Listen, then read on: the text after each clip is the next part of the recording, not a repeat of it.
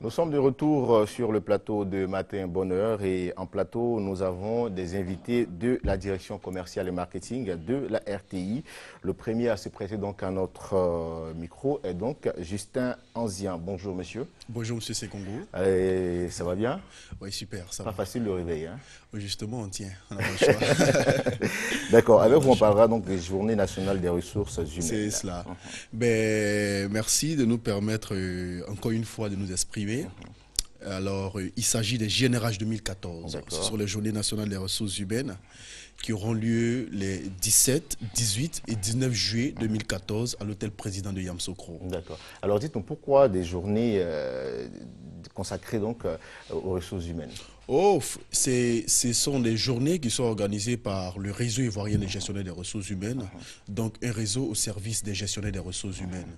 Alors, c'est de créer un certain nombre de cadres d'information et de formation, surtout au niveau du métier, de sorte à promouvoir et à rendre encore plus productif, je dirais, les résultats des entreprises.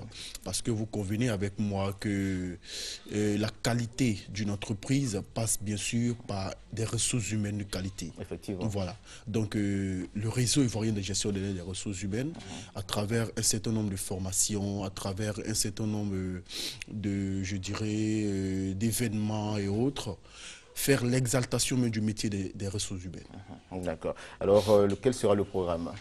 Ben, c'est 3 jours. C'est 3 jours et durant ces 3 jours, il y a la problématique essentielle qui est développée. C'est comment promouvoir le leadership de la fonction RH et asseoir sa légitimité de centre de coût à centre de profit. Alors, durant ces 3 jours, il y aura 2 sessions qui seront animées.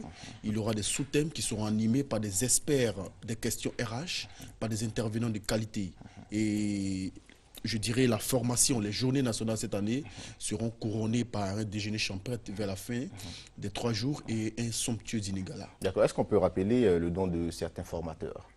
Oh, de façon stratégique, Vous on pouvez n'a taire pas, les noms. voilà, on peut faire taire les noms, mais on peut quand même rappeler les pays desquels ils viennent. On a des experts qui viennent du Mali, du Burkina, du Sénégal et puis du Canada, qui Vous ont êtes, déjà... vous êtes à votre quatrième édition, célébration de cette édition? Oh, c'est la quatrième édition cette année. C'est la D'accord. quatrième édition et c'est à Yamoussoukro. D'accord. Alors, qu'est-ce qu'il faut retenir de votre passage? Alors, ce qu'il faut retenir, c'est que nous sommes à, je crois, une semaine de l'événement. Et depuis un bon nombre de temps, nous sommes en train de communiquer là-dessus. Aujourd'hui, nous sommes encore là. C'est le lieu de pouvoir lancer un appel, encore une fois, aux gestionnaires des ressources humaines, aux chefs d'entreprise, aux experts des questions RH qui hésitent encore à rendre effectif leur participation, qu'ils viennent nombreux participer à cette importante rencontre. Parce que, comme je le disais d'emblée, c'est vraiment l'heure de la formation, parce que l'expertise et l'expérience se donnent rendez-vous. D'accord. Alors, les différents contacts, c'est le Alors, 20. voilà, nous sommes au 20 00 60 30, Oui. au 48 10 01 17. On va reprendre les contacts. 20 00 60 30, 48 10 01 17. GNRH 2014. Merci à vous, Monsieur Justin C'est moi, Anzian, c'est et moi. on se retrouve très bientôt. Et puis, surtout, bon succès à votre journée. Merci bien. Merci à vous. Alors, Ben Madi, avec toi, on va toujours revenir. Nous sommes avec toi jusqu'à la fin de cette émission. Parlez-nous maintenant de votre vie de tous les jours. De quoi vit véritablement Ben Madi? Eh ben, comme je l'ai dit tout à l'heure, osez me répéter, je crois que je suis employé de la Fédération ivoirienne de football. Ben voilà.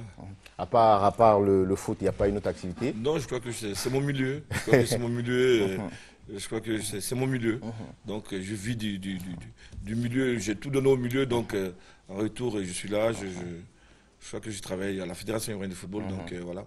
D'accord. Je suis toujours du milieu. D'accord. Alors, Ben Madi, on a eu à entendre certaines informations comme quoi les anciennes gloires du football reçoivent des primes ou peut-être on pourra dire en griffe des pécumes tous les mois. C'est possible, c'est vrai ça? Eh ben, déjà, même le mot ancienne gloire, je crois que Ça ça sonne trop mal. Ça sonne trop déjà. mal. Et puis, ce que je voulais dire, c'est que je ne suis pas au courant. Je sais qu'il y a une liste qui est partie en son temps, il y a 3 ou 4 ans, du ministère des Sports à la présidence. Il se trouve que c'est des personnes, bon, je ne sais pas, qui ont Votre nom ne figure pas Non, sur non, cette pas du liste-là. tout, pas du tout. C'est ce que je voulais dire, parce que bon, on va dire qu'on se plaint, mais je vais vous dire que l'étoile qui est sur le maillot de l'équipe nationale de Côte d'Ivoire, c'est pas un dessin. Je crois que c'est le combat de 22, bon, 21 personnes maintenant, parce que paix à son âme, il y a un qui est décédé, il s'appelle Ali Doumbia qui est décédé. Je crois que c'est ce combat qu'on a mené, c'est ce qui nous a valu cette étoile. On ne demande pas on demande juste de l'assistance. Je crois qu'aujourd'hui, qu'il y a certains d'entre nous qui ont besoin d'être assistés. La bénédiction, vous savez, on l'a partout. Hein. Donc c'est très important déjà de magnifier ces personnes qui ont remporté quand même le trophée. C'est très bien, je crois que déjà, et rien que ça, je crois que ça va apaiser beaucoup de douleurs, et puis ce sera une bénédiction pour notre équipe nationale de Côte d'Ivoire. Mais maintenant que vous avez l'information de cette liste-là, est-ce que vous allez donc entamer des procédures pour peut-être pour que justice soit faite? Non, non, je pense pas.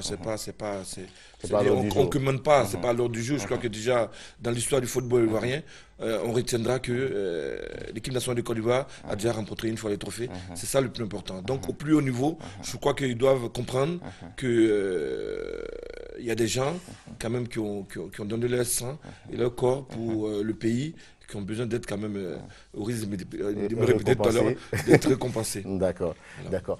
On continue toujours avec vous, mais bien avant, nous allons donc recevoir d'autres invités qui viennent donc de la direction commerciale et marketing. Et cette fois, c'est des hommes de Dieu. Nous recevons le supérieur évangéliste Canon Luc. Bonjour, évangéliste. Mais vous êtes accompagné du spécial Most Guédé Laurent. Bonjour à vous. Bonjour. Vous avez l'habitude de réveiller un peu plus tôt, hein, donc pour vous, ce n'est pas un problème. Hein. Les hommes de Dieu ne dorment pratiquement pas. Avec vous, nous parlerons donc du pèlerinage à Imeko au Nigeria, qui démarrera donc à partir du 21 décembre 2014. Mais bien avant, il faut savoir que vous êtes du christianisme, c'est ça? C'est ça. D'accord. Avant de parler donc de ce pèlerinage, je crois que l'occasion est bien choisie pour nous parler un peu du christianisme céleste, c'est-à-dire les différentes missions assignées véritablement au christianisme céleste. Alléluia. Le christianisme céleste est une religion qui a été révélée au prophète Oshofa, d'abord le 23 mai 1947, dans une forêt au Bénin. Et le nom Église chrétienne céleste, le 29 septembre 1947. C'est une mission que l'Éternel Dieu a donnée au prophète afin que le monde qui aspire véritablement à la vie éternelle, qui est le paradis, accède en face de l'Éternel Dieu, sans qu'il ait eu recours à d'autres pratiques. Donc, une mission d'évangélisation accompagnée des prodiges et des miracles pour que, effectivement, qu'on sache que l'Éternel Dieu est avec son élu. Donc ce sont les deux missions principales donc, du christianisme céleste. Et le christianisme céleste existe, est implanté en Côte d'Ivoire depuis quelle année? Le christianisme céleste a été implanté en Côte d'Ivoire depuis 1952, mais reconnu par l'État ivoirien officiellement en 1973. D'accord. Et vous êtes à combien de fidèles aujourd'hui? Presque à 1,5 million. 2 millions. D'accord. Alors on va parler maintenant de ce pèlerinage. Nous avons donc des images en illustration concernant votre venue sur ce plateau, le pèlerinage à Imeko. Pourquoi ce pèlerinage-là? Pèlerinage, vous voyez bien que quand on parle d'un pèlerinage, c'est que c'est un lieu bien donné aux fidèles d'une congrégation à aller périodiquement à ce lieu-là pour se ressourcer spirituellement. Et je pense que nous, chrétiens célestes, nous avons un lieu que le fondateur nous a laissé, paix à son âme, puisqu'il en est allé vers le Père depuis 1985. Et il nous a dit que là où sa tombe serait un lieu de pèlerinage. Donc depuis lors, l'église du christianisme céleste va à ce lieu-là pour se ressourcer spirituellement, prier pour chacun d'entre nous, prier pour chacun d'entre nous, et puis prier pour toute nation dans laquelle l'Église islamique céleste est implantée. Donc c'est un pèlerinage mondial. Ce n'est pas seulement la Côte d'Ivoire qui y va, c'est un pèlerinage mondial où tout le monde se retrouve pour échanger spirituellement. C'est donc là-bas que se trouve la tombe de Chofa. Oui, c'est là-bas que se trouve la tombe de Chofa, comme les musulmans qui vont à la Mecque et les chrétiens au Vatican. Vous voyez bien, c'est là-bas que se trouve la tombe de Chofa et c'est là-bas que tous les chrétiens célestes, celui qui se dit chrétien céleste, va pour se ressourcer. D'accord. Alors, spécial Mos Guédé-Laurent, quelles sont les conditions de participation donc, à ce pèlerinage-là? Bien, pour y aller, il faut d'abord débourser une certaine somme, tout comme ça se passe chez nos frères les musulmans. Vous savez que pour aller à la Mecque, je ne vous le fais pas dire, vous savez déjà quelque chose. Donc pour y aller, il faut préparer cela avec les moyens surtout. Il faut avoir les moyens, donc il faut avoir au moins 50 000 francs. Il faut être choisi par ton chargé de paroisse pour que tu puisses aller donc à ce pèlerinage à Imeko. Voilà.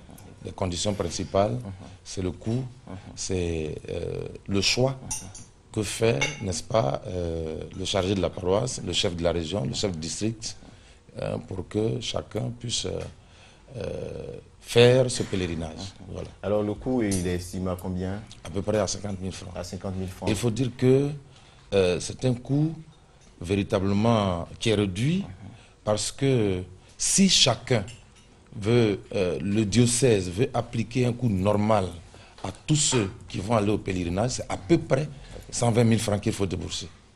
Vous voyez?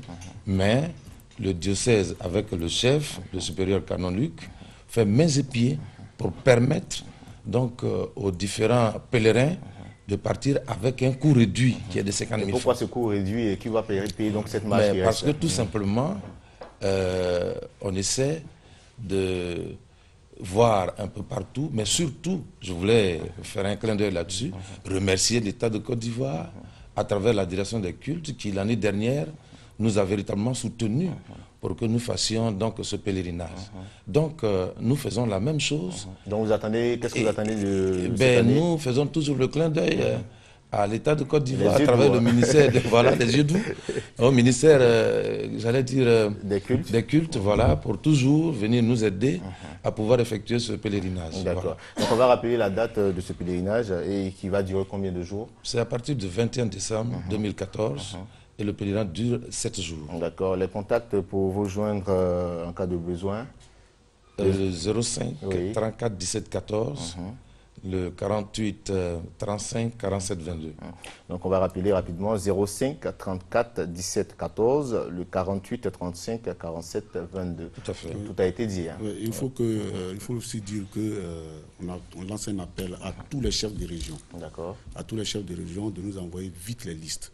Parce que cette fois-ci, il faut que nous voyions exactement la santé de ceux qui doivent partir. Avec, vous voyez bien le virus d'Ebola qui circule et tout. Vraiment, il faut que nous soyons prêts et que nous ne soyons pas de ceux aujourd'hui qu'on dira que, bon, à la fin, tu n'iras pas parce que tu es malade. C'est maintenant qu'il faut faire en sorte que ça se passe ainsi. D'accord. En tout cas, merci beaucoup à vous d'être venu sur notre plateau. Et on espère vous retrouver donc à votre tour de ce pèlerinage pour nous faire le point. Merci beaucoup. Et tout de suite et maintenant, avec la permission de notre réalisatrice, donc Christelle, nous allons partir avec cet élément sur le sac à main. Symbole de féminité, objet intime, le sac à main se porte en bandoulière ou à la main. Il se compose d'une ou de plusieurs poches. Tout ceci permet de transporter un ensemble d'objets. Les sacs à main, bon, quand je veux sortir, je mets un peu de tout pour avoir les peignes, quelques maquillages, bon, un peu de carnet, bloc-notes, un peu de tout en fait.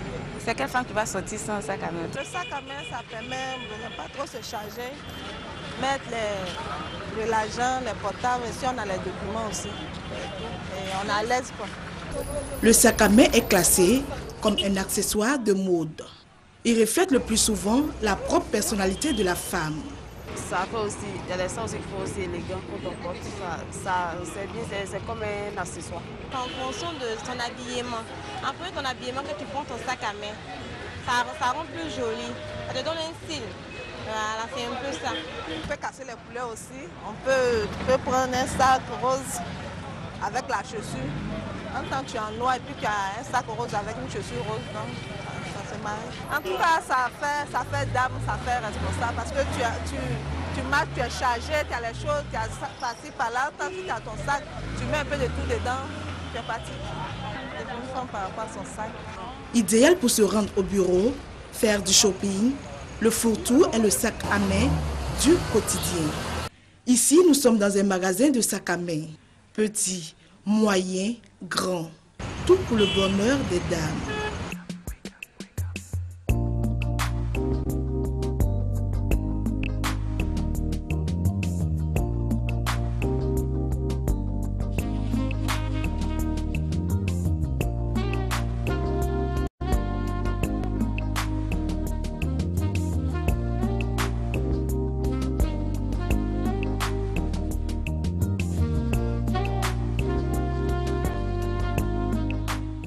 Un autre style voit le jour. D'autres femmes vont jusqu'à porter 2 sacs à main. Que ne feront pas les femmes pour être toujours tendance? Vraiment, 2 sacs à main, c'est un bagage. Ça va véritablement développer les muscles. Alors, poursuivons avec cette information émanant donc de l'équipe de production des Stars Karaoké.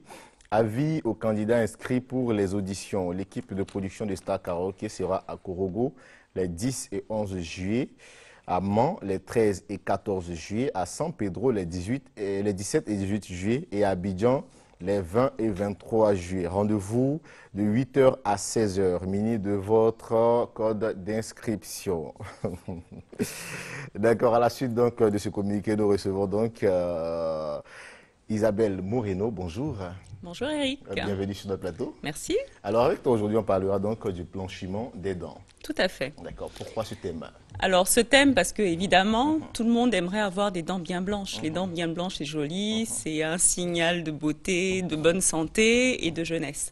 Donc tout le monde aimerait avoir des dents blanches. Alors ce qui se faisait jusqu'à présent, bien sûr, ce qui est absolument, mais absolument impératif tous les jours, c'est de brosser les dents, comme on dit, tous les jours, matin, midi, soir, et faire des visites chez le dentiste au moins une fois par an pour voir si tout va bien au niveau de la bouche.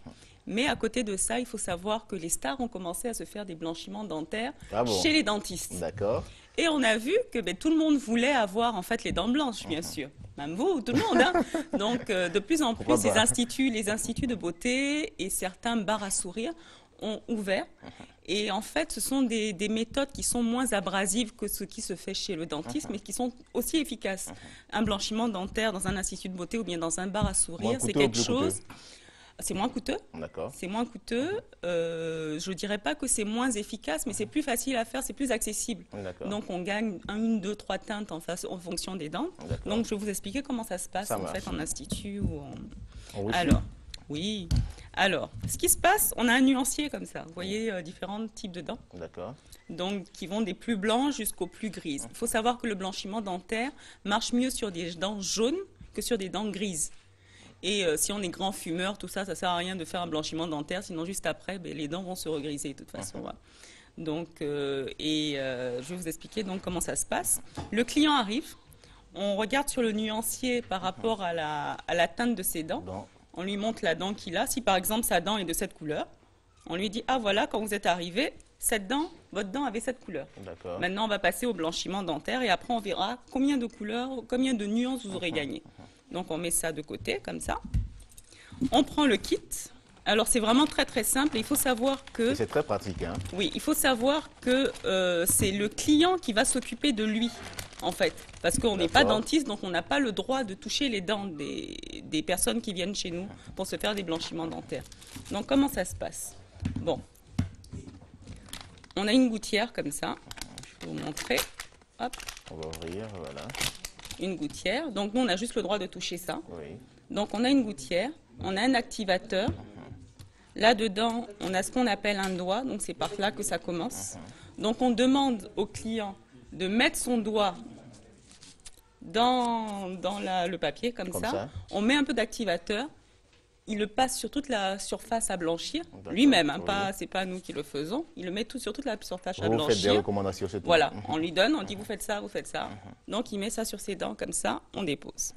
Ensuite, on prend la gouttière. Nous, on a juste le droit de faire ça avec les mains bien propres, bien sûr, avec une seringue. C'est pas pour le piquer, c'est pas pour le faire mal. Lui faire mal, je vous rassure tout de suite, Ben Badi. D'accord. Alors, avec la seringue, qui a un gel sans peroxyde, en fait, on met ça juste sur la gouttière, comme ça, des deux côtés. On tend au client et lui-même, il applique dans la bouche, je ne vais pas le faire, il applique dans la bouche. Et ça, ce qui fait que le gel, qui est à ce niveau-là, je ne sais pas où est la caméra, le gel qui est vraiment en contact avec les dents. Et il faut savoir que ça n'a aucun risque pour la gencive, etc. Et ça dure combien de temps? Alors, c'est 3 fois 15 minutes. Donc, une première fois, on expose à la lumière. En fait, c'est une réaction photochimique. Hein. D'accord. Donc, une fois que la gouttière avec le gel sera en bouche, on règle la lampe, par exemple, sur 5, là, je mets sur 5 minutes. Voilà, ça va s'allumer. Oh, je vois que ça marche. Oui, c'est allumé, ça marche. C'est allumé, okay. Ça. Donc, le monsieur a sa gouttière ou la dame a sa gouttière dans la bouche. Pendant 15 minutes, lunettes de soleil, tranquille, pendant 15 minutes avec la bouche bien ouverte. Et c'est une régulation photochimique qui blanchit les dents. D'accord. Ensuite, quand les 15 minutes sont terminées, on fait une petite pause. On fait une petite pause, il se rince la bouche, il gargarise un peu, il crache. Et on lui donne ça, on remet encore l'activateur, il repasse encore sur ses dents une deuxième fois, et après une troisième fois. Et au finish, donc, on se rince la bouche et on regarde combien de teintes on aura gagné. En général, on gagne 2, 3 teintes, voire 4 teintes. Est-ce qu'après avoir fait ces différentes teintes, est-ce que ça dure? Alors, il est conseillé de le faire tous les 6 mois, donc oui, ça dure. Tous les 6 mois? Oui, tous les 6 mois. Il n'y a pas d'effet secondaire? Hein? Non, si on a de bonnes dents, il ne faut pas le faire sur des fausses dents déjà. Donc, il faut avoir des dents saines, comme je le dis. Donc, c'est pour ça, il faut... Et moi, ce que je conseille, c'est de faire un détartrage avant. D'accord. Comme ça, on n'a pas de tartre. Et puis, on a les dents bien blanches. 6 mois, tranquille, on a le sourire de star. D'accord. Alors, qui retenir rapidement? Mais il existe des méthodes simples qui permettent d'avoir des dents plus blanches. Voilà, tout simplement. Vous connaissez Ben Badi? Oui. D'accord. Est-ce que M. Ben Badi me connaît? Bien sûr. C'est vrai? et il vous connaît à la télé, vous avez... D'accord. Alors, avec votre permission et celle de Ben Badi, nous allons partir avec un élément pour revivre encore les bons moments à l'équipe nationale avec ce joueur.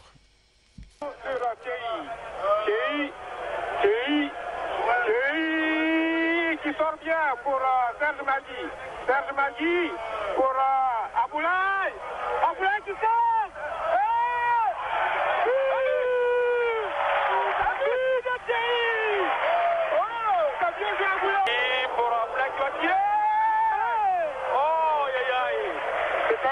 C'était bien joué. C'est Donald. Aka Kwame. Aka. Et bien joué Aboulaye. Qui va bien protéger ce ballon. Aboulaye, non. Sur l'extérieur du filet. Aboulaye Traoré. Aboulaye qui tire. Superbe tir d'Aboulaye. Aboulaye. Magui. Bien joué. Bien. Il faut y aller, bien. Il peut bien négocier cette balle, bien.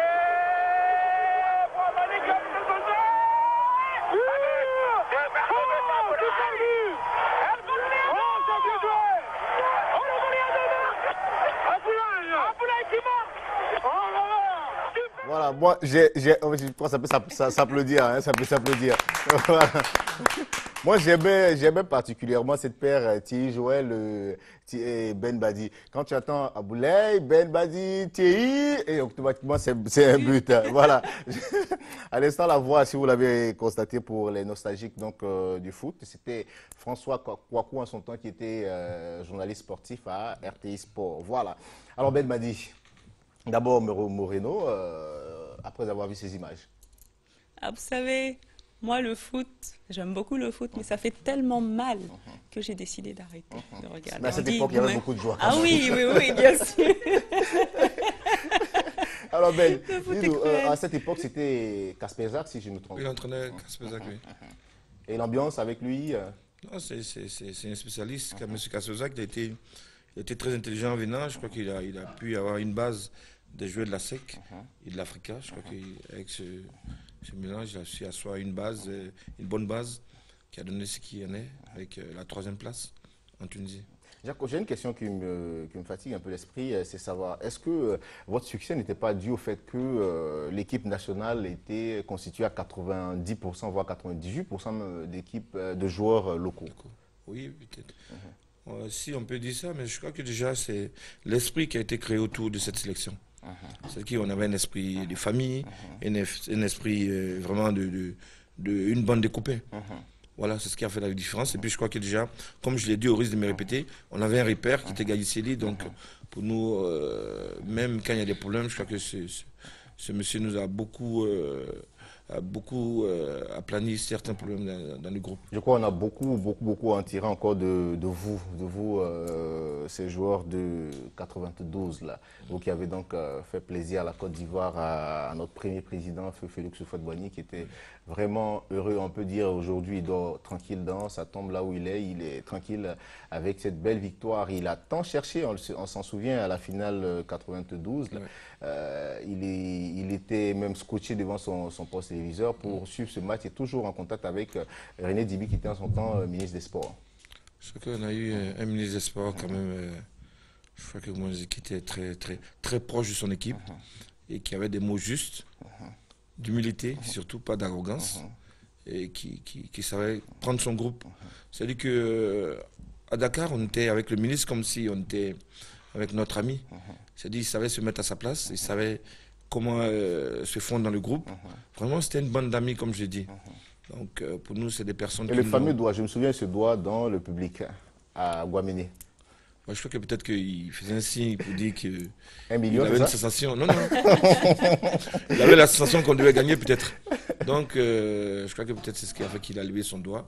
Mais je crois que ça prouve qu'il y avait une symbiose entre... Voilà. Donc, je crois que, comme je l'ai dit, au risque de me répéter, on n'était pas la meilleure équipe, mais on était l'une des équipes les plus solidaires. D'accord. On s'en souvient, hein, il y avait en son temps Rabat Madje qui fatiguait, avec l'équipe d'Égypte, qui fatiguait beaucoup l'Algérie, voilà, qui fatiguait beaucoup la Côte d'Ivoire. Hein. D'accord. Alors, toujours avec vous, Ben Badi, nous avons les images de votre jubilé qu'on va, avec la permission de la réalisation, voir maintenant et commenter ces images-là, les images de votre jubilé au stade Félix Houphouët-Boigny. Avec ce match, il y avait, on pourra citer des joueurs qui étaient présents ce jour-là.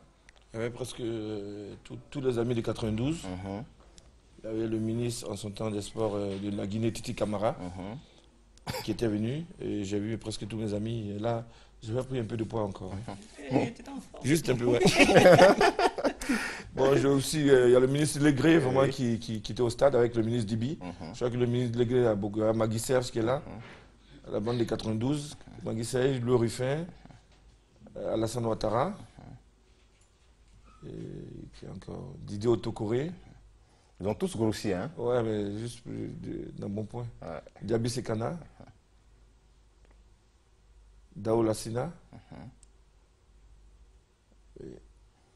Ça fait quoi de se retrouver sur un stade encore? Bon, je crois que déjà, c'est le plaisir qu'on a pris pendant toute notre carrière. Donc là, je crois que le fait de se retrouver, c'est une joie. Je crois que moi, le fait de rassembler tous mes amis de 92, là, à mon jubilé, je crois que c'est une satisfaction qui n'a pas de prix. Moi, c'était la joie que j'ai eue, c'était ça. Voilà. Même si j'ai invité à la nouvelle génération, il y a certains qui ne sont pas venus, il y a d'autres qui sont venus, mais